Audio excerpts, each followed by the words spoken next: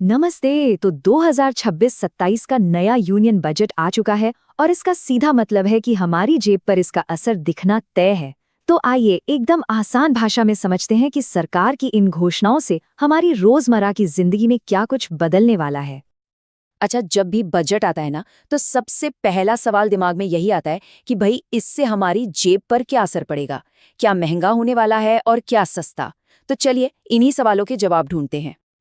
तो सबसे पहले अच्छी खबर से शुरू करते हैं, है ना। आइए देखते हैं कि इस बजट में वो कौन कौन सी चीजें हैं जो सस्ती होने वाली हैं और हमारी जेब को थोड़ी राहत देने वाली है। देखिए, सरकार ने इस बार दो बहुत ही जरूरी सेक्टर्स पर खास फोकस किया है। पहला है हमारी सेहत और दूसरा है हमारा पर्यावरण, मतलब हेल्थ और ग्रीन एनर्जी।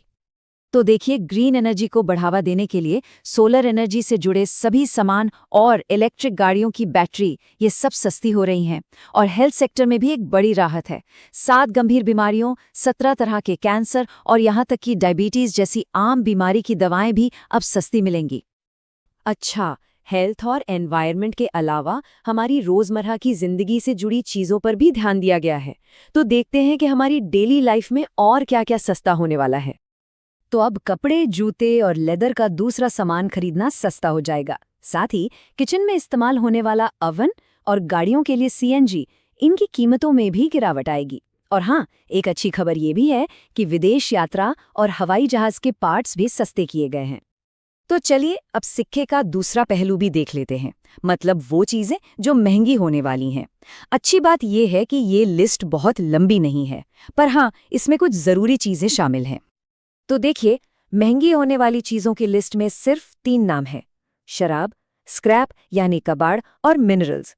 इससे ये तो साफ है कि सरकार ने कीमतों में बढ़ोतरी को काफी हद तक सीमित रखने की कोशिश की है। तो सवाल ये उठता है कि आखिर इन चीजों को सस्ता या महंगा करने के पीछे सरकार की सोच क्या है।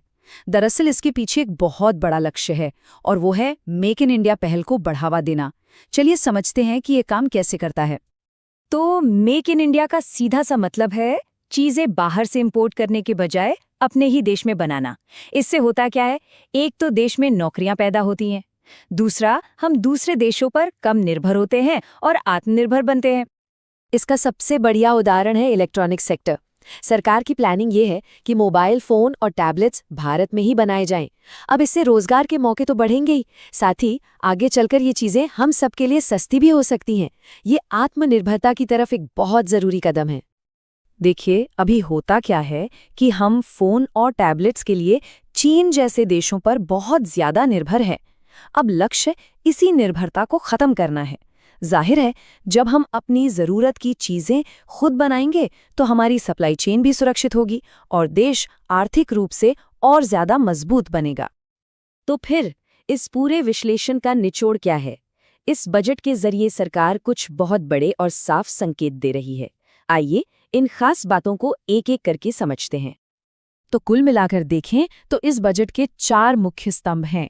पहला, ग्रीन एनर्जी; दूसरा, सस्ती हेल्थ केयर; तीसरा, मजबूत घरेलू उद्योग; और इन सब के जरिए एक आत्मनिर्भर भारत का निर्माण। और आखिर में एक सवाल जिस पर सोचना जरूरी है, क्या कीमतों में ये जो बदलाव हुए हैं, ये वाकई देश को आत्मनिर्भर बनाने की राह पर एक ठोस और असरदार कदम साबित होंगे?